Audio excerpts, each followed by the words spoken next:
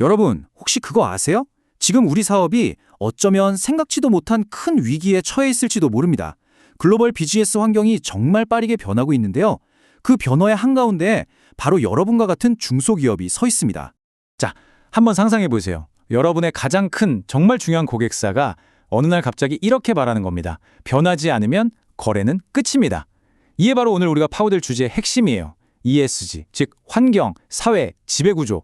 이 세 글자는 더 이상 하면 좋은 것이 아니라 비즈니스의 생존 조건이 되어버렸습니다. 자, 그래서 오늘 우리는 이 거대한 흐름을 한번 5단계로 나눠서 살펴볼 거예요. 중소기업이 지금 느끼는 압박의 실체부터 이 위기를 기회로 바꿀 수 있는 구체적인 시작점까지 같이 한번 알아보시죠. 자, 첫 번째입니다. ESG 압박. 그러니까 전 세계적인 규제, 엄청 깐깐해진 투자자들, 그리고 제일 무서운 건 뭐죠? 바로 대기업 고객들. 이 세 개의 거대한 파도가 공급망에 있는 우리 중소기업들을 그냥 꽉 쥐어짜고 있는 거죠. 이거 뭐 피할 수가 없는 현실이에요. 이 변화의 속도가요, 진짜 장난이 아닙니다. 2020년에만 새로 생긴 ESG 규제가 200개가 넘어요. 이게 4년 전이랑 비교하면 무려 4배나 늘어난 수치거든요. 특히 이 규제들 절반 이상이 유럽에서 쏟아져 나오고 있는데 만약 여러분 회사가 수출이랑 조금이라도 관련이 있다? 그럼 이건 정말 남의 얘기가 아닌 거예요. 당장 비용이 늘거나 진짜 최악의 경우에는 거래 자체가 끊길 수도 있다는 아주 무서운 신호입니다. 아니 근데 대기업들이 왜 이렇게까지 할까요? 바로 이런 큰손 투자자들 때문입니다. 세계 최대 투자 회사인 블랙록이 뭐라고 했냐면 ESG는 그냥 좋은 말이 아니라 돈 버는 방법이다. 이렇게 말한 거예요. ESG 제대로 안 하면 우리 돈 투자 안 하겠다는 거죠. 이제 돈의 흐름 자체가 ESG를 향해 가고 있다는 뭐 빼도 박도 못하는 증거인 셈입니다. 자, 그럼 도대체 비즈니스판을 이렇게 뒤흔들고 있는 이 세 글자, ESG. 이게 정확히 무슨 뜻일까요? 한번 제대로 파헤쳐보죠. 아주 간단히 말하면요.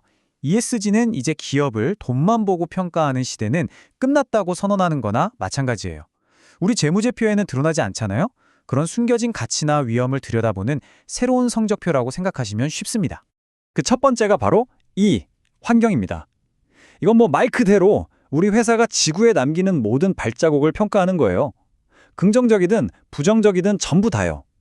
예를 들면 에너지를 어떻게 쓰는지, 쓰레기는 어떻게 버리는지 이런 것까지 다 포함되는 거죠.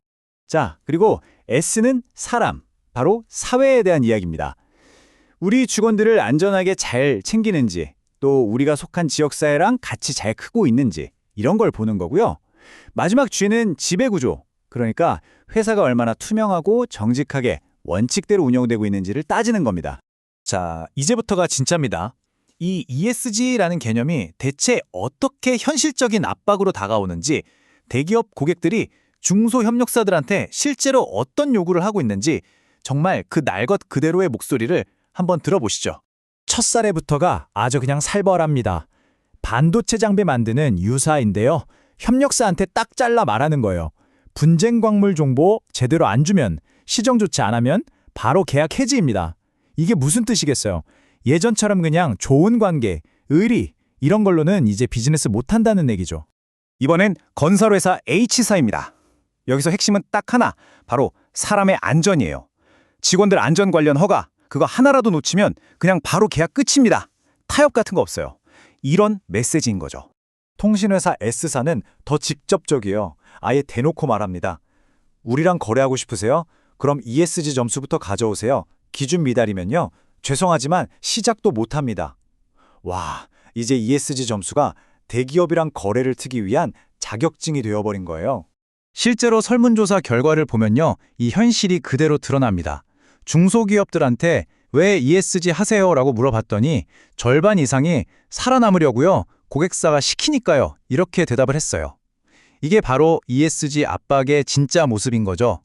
자, 이런 상황은 중소기업을 아주 중요한 갈림길에 세워둡니다. 이 압박에 질질 끌려갈 것인가, 아니면 이걸 기회로 확 바꿔버릴 것인가. 지금부터 실제 사례를 통해서 그 두 길의 끝이 어떻게 다른지 한번 생생하게 비교해 보겠습니다. 먼저 긍정적인 사례부터 볼게요. 바로 토탈 헬스케어 기업인 한독입니다. 이 회사는요, ESG라는 말이 막 유행하기 훨씬 전부터 이게 결국 기업의 본질이라는 걸 미리 내다본 거죠. 한독의 성공은 절대 하루아침에 이루어진 게 아니에요. 보세요. 90년대부터 이미 안전, 환경 정책을 챙겼고요. 2006년에는 아예 비영리 재단을 만들어서 지역사회에 기여하기 시작했어요. 그리고 최근 5년 동안에만 무려 22억 원을 친환경 시설에 쏟아부었죠.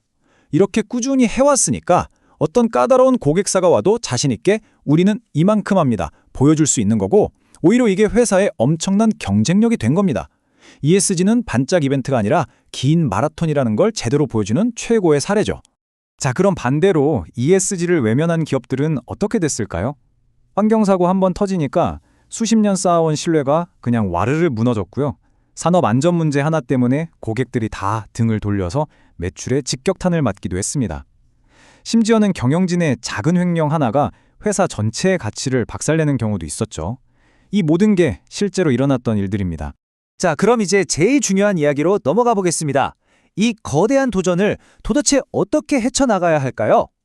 여러분, 회사를 위한 ESG 여정, 그 첫걸음을 어디서부터 떼야 할지 함께 찾아보겠습니다. 물론 이걸 혼자 다 하기는 정말 어렵습니다.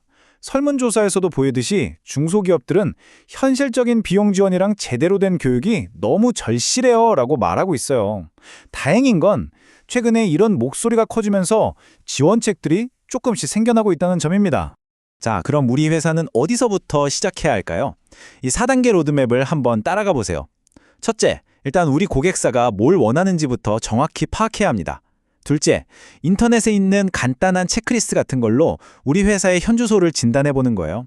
셋째, 그중에서 가장 시급하고 또 우리가 쉽게 바꿀 수 있는 것부터 목표를 정하는 거죠.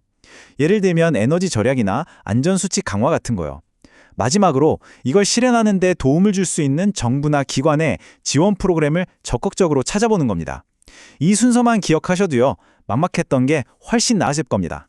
이제 ESG는 더 이상 하면 좋은 것이 아니라 안 하면 큰일 나는 것이 됐습니다. 선택이 아닌 거죠. 오늘 이 이야기를 들으신 여러분, 스스로에게 한번 꼭 질문을 던져보셨으면 좋겠습니다. 과연 우리 회사는 이 새로운 현실에 얼마나 준비가 되어 있는가?